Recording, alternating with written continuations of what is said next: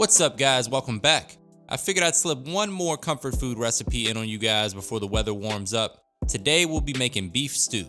But before we do that, please take a quick second to subscribe to the channel. Make sure to hit that bell and enable notifications as well. Alright guys, meet me in the kitchen. Let's make it happen. First, we're going to go over these ingredients here. I have some garlic paste. You can use fresh garlic if you like. 1 yellow onion, some carrots, some celery, and some potatoes. Of course, guys, you always want to clean your produce before we get to work.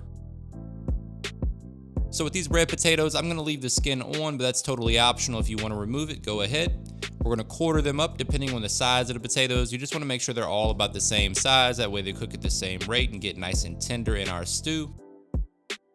So just take your nice sharp knife and quarter those potatoes up and set them aside. And then we're going to do the same thing with our celery. We're just going to cut them into nice bite-sized pieces and then set them aside as well. Same deal with the carrots. Make sure you peel and clean those carrots, and then we're going to dice them up into bite-sized pieces also. Looking good. This knife is making easy work of these veggies. Make sure you sharpen your knives, guys. Then we're going to dice up 1 onion. As always, guys, specific measurements and ingredients can be found in the description box below, so don't forget to check that out. This stew is packed with flavor, absolute comfort food, perfect for a nice chilly day, or hell, I'd eat this any day of the week, honestly. All right, moving on to the star of the show, the beef. Here we have some beef stew meat that you can find at your local grocery store, or you can just chop up a chuck roast. When you're shopping for this beef, you want to look for the intramuscular fat, these white lines of fat that you see throughout the meat. That's called marbling. That's going to indicate that there's a nice fat content on this meat, and it's going to get nice and tender for you while we braise it in our stew. This is about 2 pounds of chuck roast. We're going to heavily salt the beef. We're not going to add any more seasoning to it at this point because we're going to sear it over high heat. And when you do that, a lot of those other seasonings burn up, like the pepper or the herbs. Those tend to burn over high heat. So that's why we're just going down with a little salt right now, just to begin flavoring the meat. And we'll add all of our seasoning a little bit later. Now we have our Dutch oven. You can use a skillet for this also. Adding a little avocado oil, working over medium-high heat here, and then we're just looking for some color to develop on this chuck roast. Place the meat down into the skillet, give it a minute or two to develop some nice color or some crust. Let's take a look. There we go. Say it with me, guys. Looking good. Then we're just going to flip that over. We want to brown this on all sides, about 5 to 8 minutes in total. Leaving all of that delicious fond at the bottom of the pan for us to get up later.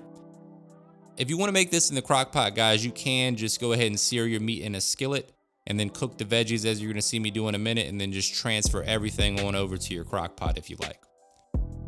Once the meat is nice and brown, we're going to remove it, add in our fresh veggies along with a little bit more fresh avocado oil.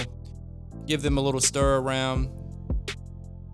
As you can see, we left our celery out because celery cooks really quickly, so we're going to add that at the end. So right now we just have the onions and the carrots in there, going in with 2 tablespoons of garlic paste, along with 2 tablespoons of tomato paste, and 1 tablespoon of Better Than Bouillon beef base. You can just use regular old beef bouillon if you can't find that stuff. Get in there, give everything a nice mix, allow those flavors to come together like a family reunion. Your house is going to be smelling so good right now. Tell your wife to thank me later. Looking good. Now we're going in with a couple tablespoons of all-purpose flour. This is going to be the thickening agent for our stew. So just mix that in until a paste forms and that raw flour taste is cooked off. Usually takes about a minute or two. You want to reduce the heat to about medium when you're doing that. And then we're going in with 3 cups of beef stock. Once that beef stock hits the pot, we're going to increase our heat to high to get a nice rolling simmer going. That way that flour absorbs into the liquid, starts to thicken things up. Get everything off the sides just to make sure nothing burns. Scrape the bottom of the pan as well. We don't want anything sticking. And then we're just going to simmer this for a bit. As always, guys, the specific measurements and ingredients can be found in the description box below.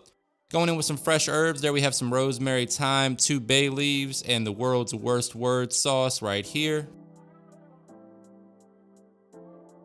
Gonna add a lot of flavor though.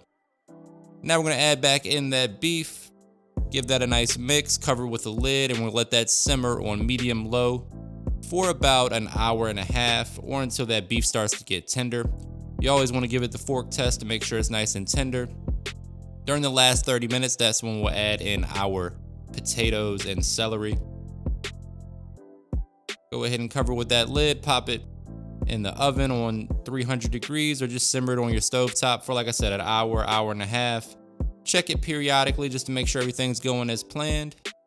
And then for the final 30 minutes, that's when we're adding in those potatoes and that celery.